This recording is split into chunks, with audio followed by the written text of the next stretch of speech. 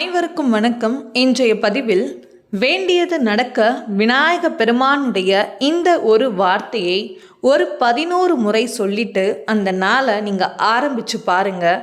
அந்த நாளில் உங்களுக்கு எந்த விதமான தடைகளும் வராமல் விநாயக பெருமான் உங்களை காத்து உங்களுக்கு நடக்க வேண்டிய நல்லதை நிச்சயம் நடத்தி கொடுத்து உங்களுக்கு அருள் புரிவார். அதை பற்றின தெளிவான விளக்கம் தான் நம்ம இந்த பதிவில் பார்க்க இருக்கிறோம். இப்போ தான் நம்ம சேனலை நீங்கள் ஃபஸ்ட் டைம் வாட்ச் பண்ணுறீங்கன்னா மறக்காமல் சப்ஸ்கிரைப் பண்ணிக்கோங்க. பக்கத்தில் இருக்கிற பெல் ஐக்கானை கிளிக் பண்ணிக்கோங்க. அப்போ தான் நான் போடுற வீடியோஸ் எல்லாமே உங்களுக்கு நோட்டிஃபிகேஷன் வரும். இப்போ வீடியோக்குள்ளே போகலாம்.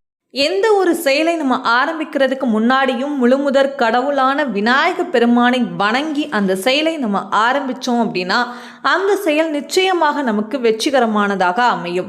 அதனால தான் எந்த ஒரு நிகழ்ச்சியாக இருக்கட்டும், எந்த ஒரு செயலாக இருக்கட்டும், அதை தொடங்கும் முன்னர் நம்ம விநாயக பெருமானை வணங்கி தான் நம்ம அந்த செயலை நம்ம ஆரம்பிப்போம். அதே மாதிரி தான் ஒவ்வொரு நாளுமே அந்த நாளை நம்ம தொடங்கும் போது அந்த நாளில் வரக்கூடிய அத்தனை தடைகளையும் விநாயக பெருமான் பார்த்து கொள்வார் அப்படிங்கிற முழு நம்பிக்கையோட அந்த நாளை நம்ம ஆரம்பித்தோம் அப்படின்னா கண்டிப்பாக அந்த நாளில் நம்ம நினைக்கிற விஷயங்கள், நினைக்கிற காரியங்கள் கண்டிப்பாக நமக்கு நடக்கும்.